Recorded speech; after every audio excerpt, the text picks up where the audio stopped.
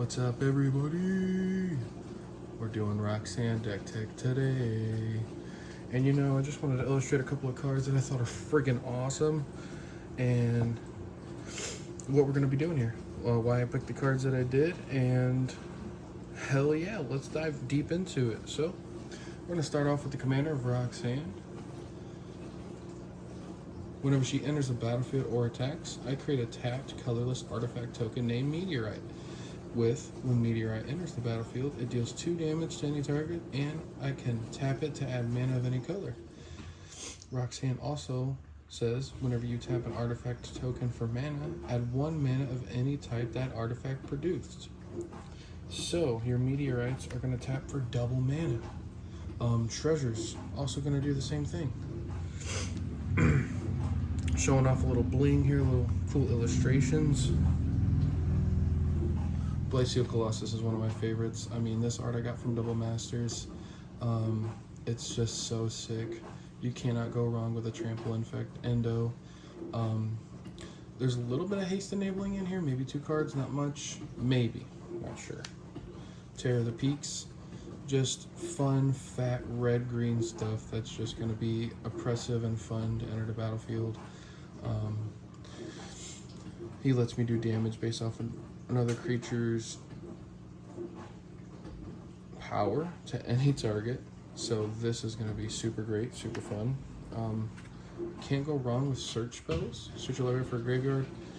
Search your library and or graveyard for a creature card with converted mana cost X or less and put it onto the battlefield. If you search your library this way, shuffle it. If X is 10 or more, which we do easily in Roxanne, creatures you control get plus X plus X and gain haste until end of turn. One of the haste enablers here, but you got to get that mana pumping up, which is easy to do in Roxanne, like I said. Gold Vein Hydra. Hydras, come on now. Pumping them up, getting them big, getting them hasty. That's what he likes to do. Enters battlefield with X1/1 counters on it. When it dies, create a number of tapped treasure tokens equal to its power. So it's a big creature. It's going to get us treasures. It's going to have us do the fun stuff with Roxanne. Cannot go wrong with that right there. Ancient Bronze Dragon. Another one of those really sought after ancient dragons from the Baldur's set. 7/7 flying. When it deals combat damage to a player, roll a d20. When you do, put X1/1 counters on each of up to 2 target creatures, where X is the result. Fat, fun green stuff. Cannot go wrong with that. Super fun. I do like this Kogla and Yadaro art. They're best buddies. They do fun stuff. When they enter, I get to choose one. It gains trample and haste until end of turn, or it fights target creature I don't control. And if there's some of those pesky artifacts or enchantments pretty early on, I can discard them and destroy up to 1 of those and put it back in my library from my graveyard. Then draw a card. So it's just recurring, it's doing the fun stuff, it's helping out. Super cool. With that being said, we're going to look at some other cards in the deck. And by any means, I welcome constructive criticism. I welcome some more ideas for the deck, because I'm always looking to upgrade it and everything. This is a rough draft. I'm just going to play it to see how it goes. And yeah, let's get into some more cards. We're going to start off with Eternal Witness. It's going to get us some more of those cards that we've already had out that may have been destroyed. When it enters the battlefield, I can return target card from my graveyard to my hand. Yeah, we're just going to get those bigger stuff. And yeah, it just puts it back into our hand. Cool stuff. The key to Roxanne, or to any of your commanders that have a game plan, is to keep them safe. This is what Tameo Safekeeping does. Instant speed, gives a permanent hexproof and endo, and I gain 2 life because, you know, why not? 1 little life gain in there. Super fun red dragon. I mean, dragons in general are pretty fun, but Leyline Tyrant lets me keep the red mana. It says whenever you don't lose unspent red mana, steps and phases end. When he dies, I may pay any amount of red. When I do, it deals that much damage to any target. So it's a fireball, man. you know, you're pumping up that extra red mana into this. It doesn't phase out, so when it does die or you sacrifice it, you could just hit them right in the face with it. Super fun card. Blade of Selves. So, equipped creature has Myriad. Myriad says whenever it attacks, for each opponent other than defending player, you may create a token that's a copy of that creature tapped and attacking that player or planeswalker they control. Exile the tokens at the end of combat. What this is going to do is, yes, there is the legend rule, which means you can only have one of the same name legendary creature on the battlefield at a time. This lets me create copies of Roxanne, and when those copies enter, they do exactly what Roxanne says when she enters or attacks. So let's say I have 3 other players. I attack one of the players with Roxanne. I get a meteorite, and I couldn't find the friggin' meteorite token at the store, so they gave me the card Meteorite, which basically does the same thing. That's what I'm going to be using as my token. But back to this. If I attack with Roxanne, I get one of these, and then I get 3 more Roxannes that enter, creating 3 more of these, but they're also attacking, creating even 3 more of these. So there's 7 of these suckers, and I'm doing 7 times 2, 2, 4, 6, 8, 10, 12, 14. That's 14 damage I'm doing to either one target or distributing it out equally. So I'm not really caring about if the Roxanne token's staying, because they're not. I just want those meteorites. The meteorites do stay. They're also mana rocks. They're gonna bolster my mana. Super, super good card in this deck, I feel. So that's why I put it in here. In addition to ETB effects on Roxanne, which is going to help me with the mana rocks as well, it's also going to help me trigger those ETB effects of my bigger creatures twice. If an artifact or creature entering the battlefield causes a triggered ability of a permanent you control to trigger, that ability triggers an additional time. I'm going to get 2 meteorites for Roxanne when she enters. Super good card. Shivan Devastator, flying haste, you gotta love haste, and it enters with X11 counters on it. It's a flying Hydra Dragon. Who doesn't love that stuff? And we're gonna get this out pretty early on with Roxanne's meteorites. Super good card. Cursed Mirror. Like I said, you love haste. It's an artifact mana rock that taps for a red, but when it enters the battlefield, it could become a copy of any creature on the battlefield. So even if there's a creature that's better than mine, I'm gonna be using it on there, but mostly my creatures. And if to say I wanted to do Roxanne and create even more, I would. But this is for just the bigger, funner red-green stuff. Good card. I like it a lot. That's why I put it in. And yes, I know, I will cut my nails. I am self-conscious about it. Just needed to pump out some more of these videos for you guys so I can get rolling. Protection. Swiftfoot Boots is going to do exactly that. Gives it hexproof and haste. You gotta love haste, man, but most importantly hexproof, because you know you're going to take out Roxanne with moment's notice. That's what that's going to do. Keep it safe. Heroic Intervention. More protection. Permanent you control get hexproof and endo until end of turn. Instant speed. Can't go wrong. Good card. I've had this card for a while. I pulled it during Wilds of Eldraine, or not Wilds of Eldraine, just Eldraine. 5-cost sorcery. Exile the top 5 cards in my library. You may play cards exiled this way until end of turn, and I can play an additional land. Additional land's always fun. Get more cards in my quote-unquote hand also help too. Gonna be a fun card. Corvold and the Noble Thief. It's just making me treasures. You know, those treasures are artifact tokens, so they're going to grant me double mana whenever I use them. Good card. It's going to create me a treasure token on my first upkeep, and then my second, and then by the third, I can exile the top 3 cards of target opponent's library. I may play those cards this turn. A little thievery going on here, a little treasure token. Pretty good, I like it. Balaged Recovery. It's a sorcery, which is also a land. I can swap over and use it as a tap land if I so desire, but it's just going to get me that bigger green stuff back into my hand. Good card, I like it. Chaos Wart. The owner of target permanent shuffles it into their library and then reveals the top card of their library. If it's a permanent card, they put it onto the battlefield. This is tricky in a sense that you can get rid of problems on the battlefield at a cost of potentially may or may not get something more oppressive off their library, or maybe a land or a non-permanent, stuff like that. But let's also say that they're targeting Roxanne.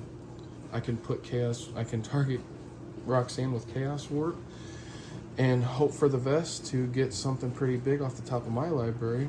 So it's good in a sense of protecting, so to speak, and taking care of problems too. I like this card. You're gonna have to have board wipes in any deck you play, I feel, besides tokens, I guess. And Blasphemous Act's gonna do that for red. Red likes to deal damage, and 13 damage to each creature is pretty darn good, especially when a lot of creatures you're gonna be playing don't have 13 health. Unless you're playing Simic or something. Good board wipe.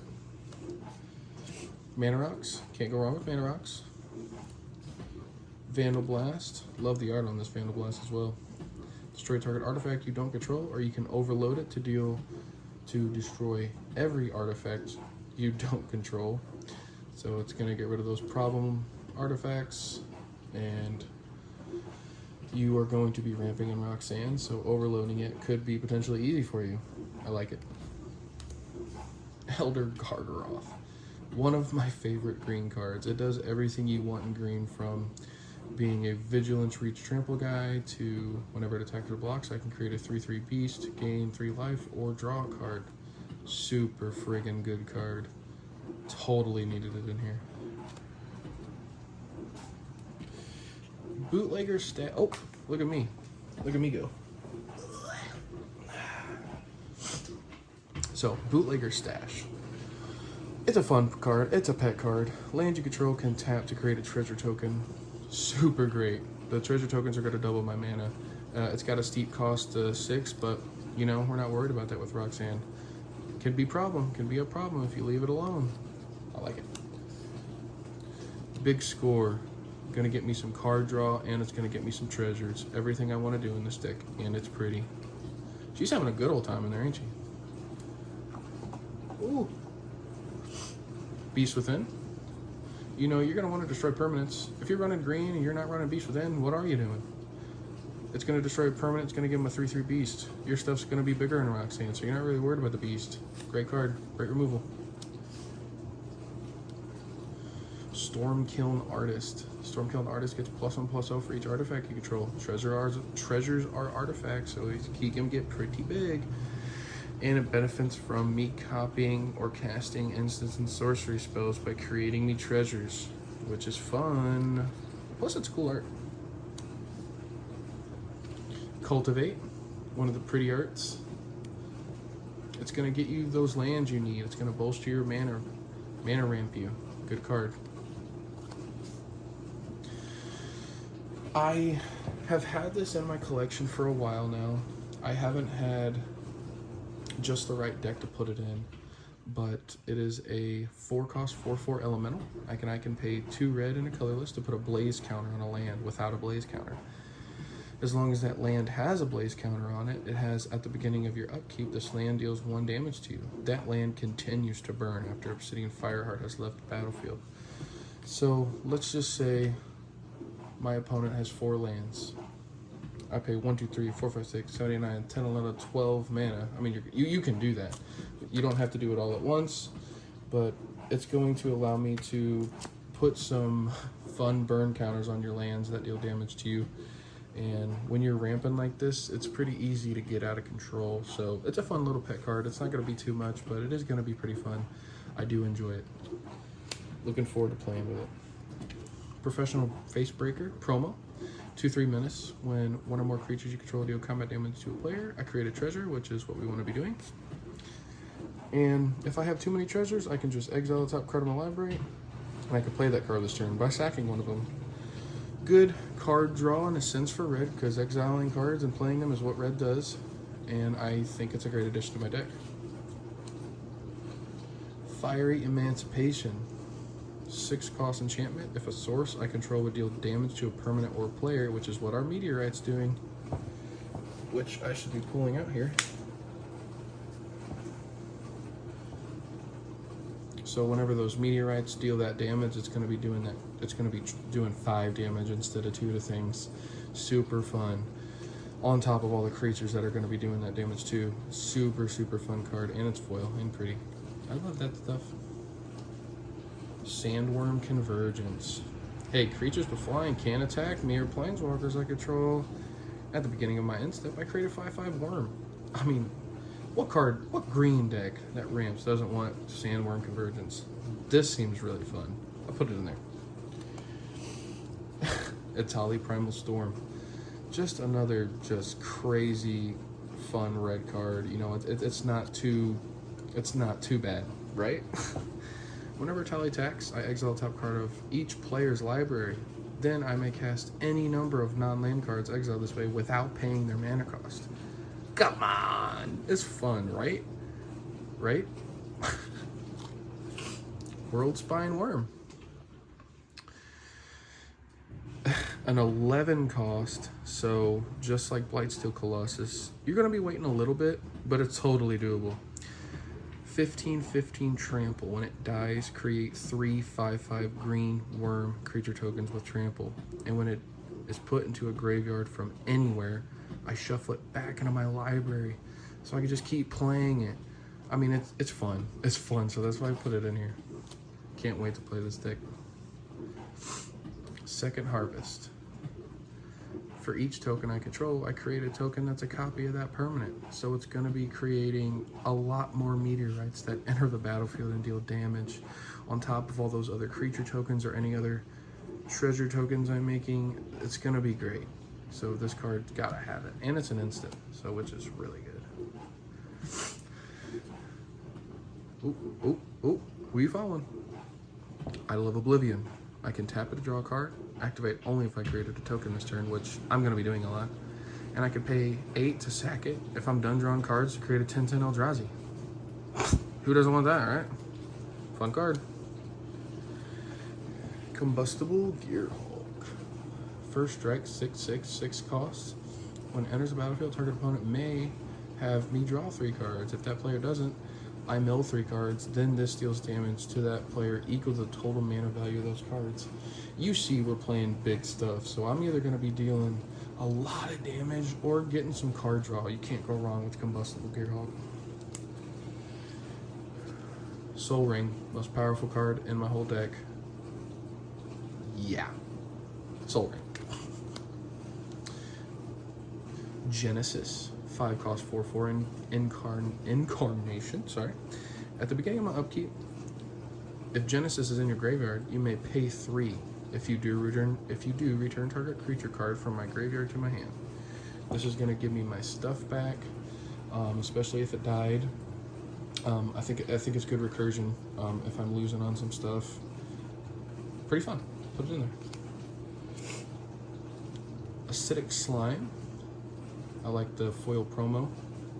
2/2 Death Touch. When it ETBs, destroy target artifact, enchantment, or land. Pair this up with Panharmonicon and you're doing it twice. So pretty fun. Pretty fun.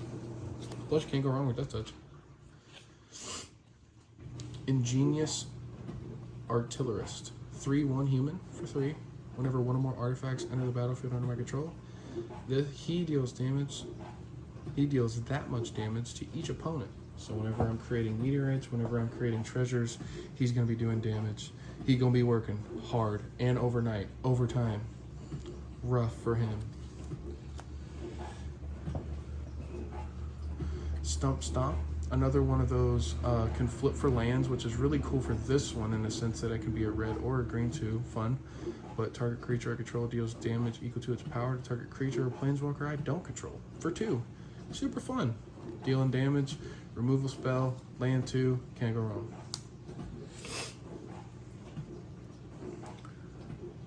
Hydra Omnivore.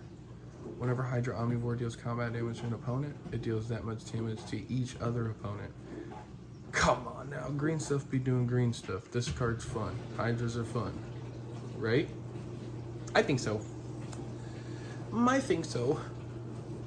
Nature's Lore, you're going to be ramping. This ramps.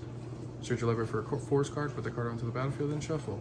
Your triomes, your dual lands, or if you know run out of those, get you another forest. So good card.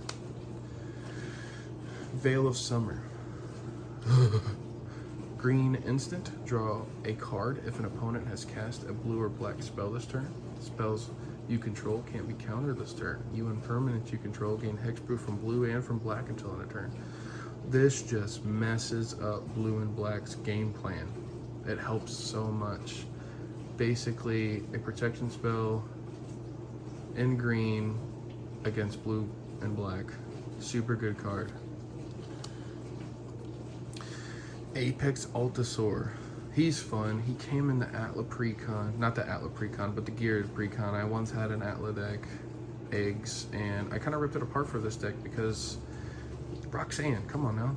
When it enters, it fights up to one target creature you don't control. It has Enrage, so when it's dealt damage, it fights up to one target creature you don't control.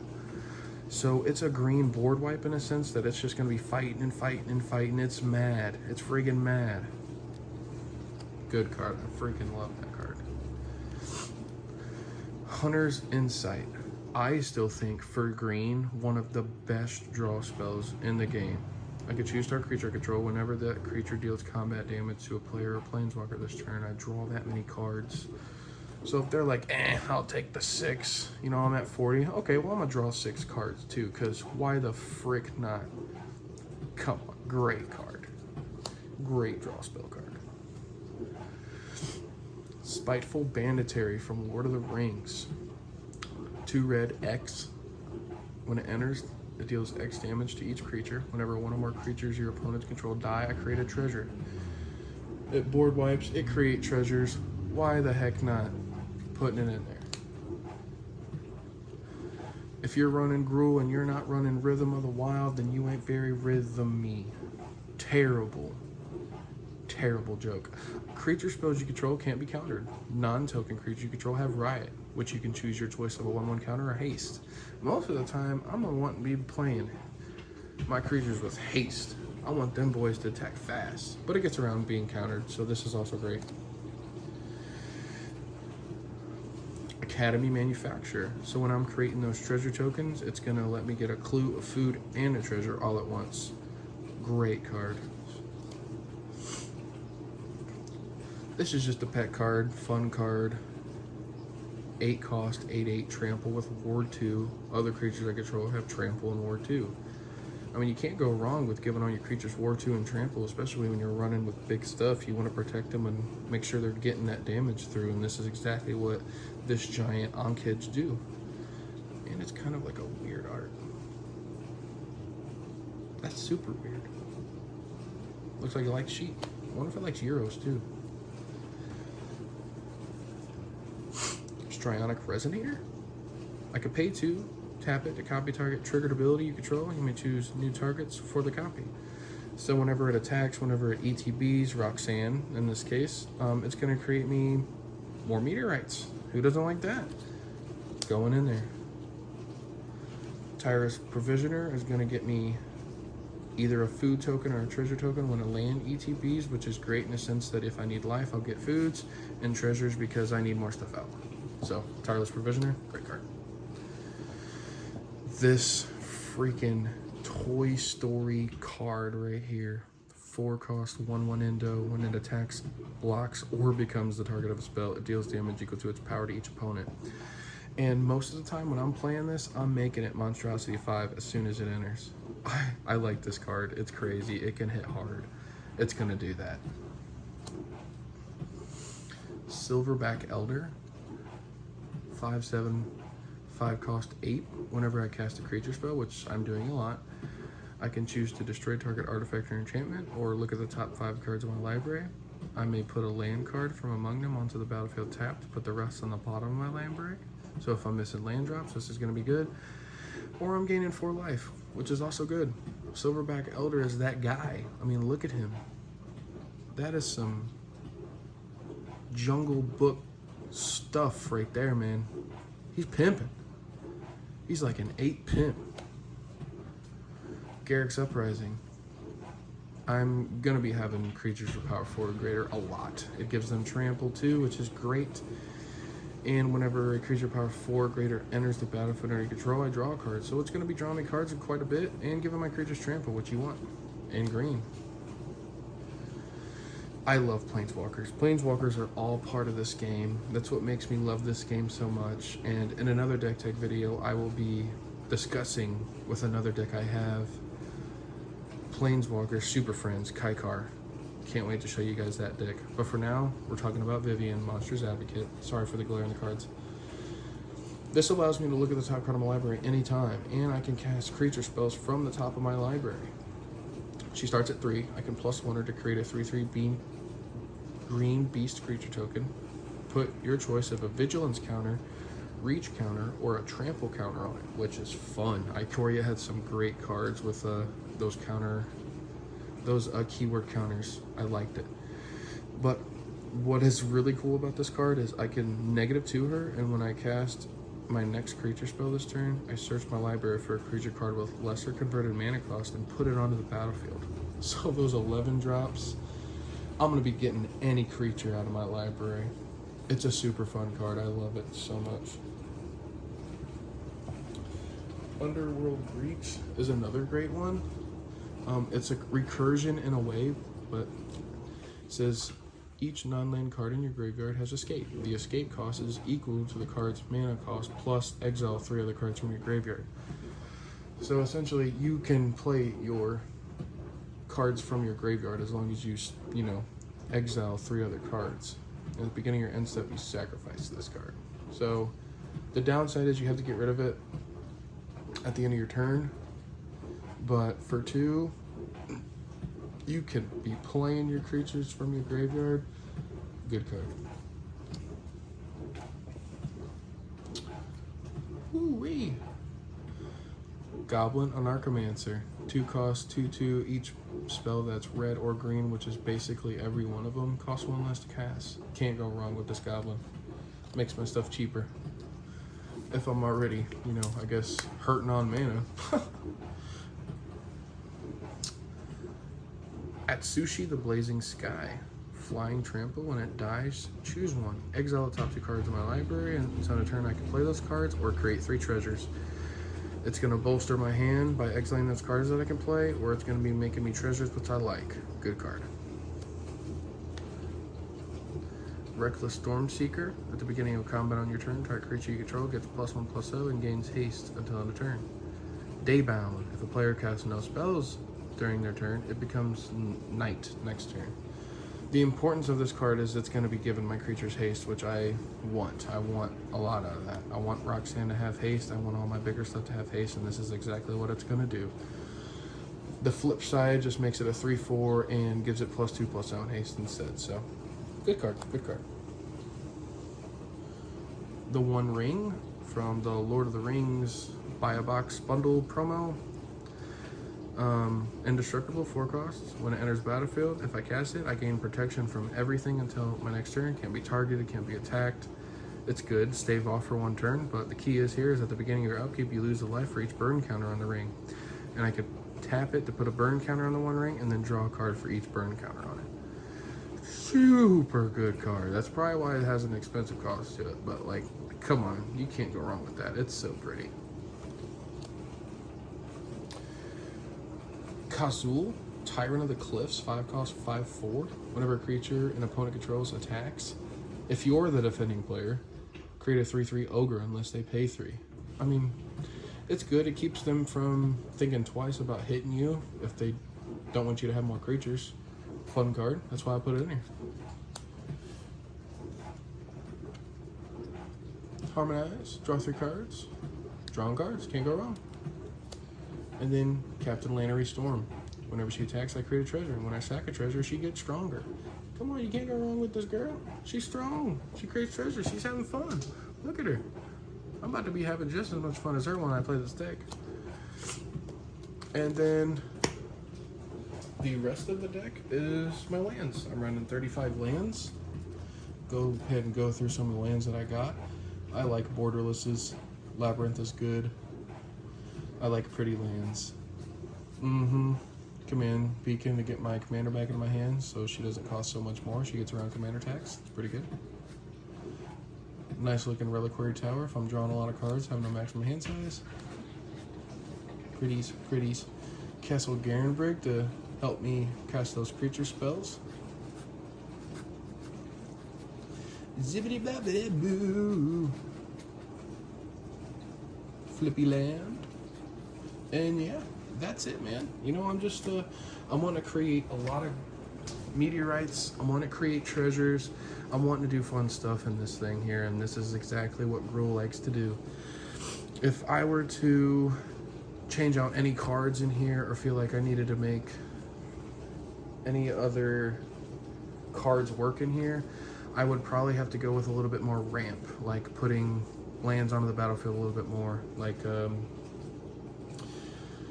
having a blank here, but maybe like, well, don't want to keep yammering on, but yeah, if I were to change out any more cards in here, it would just be for putting more lands onto the battlefield. Just have to look through those right now, but as for right now, that's what I got, and it looks really good to me. If you guys have any suggestions or takes on the deck, I would be open to hear them. But for now, that's Roxanne. Hopefully I could play with her soon, and let me know what you guys want to see in the next video, what other deck techs you want to see. Like and subscribe, it really helps a lot, especially starting out. And we'll catch you on the flip side. Peace!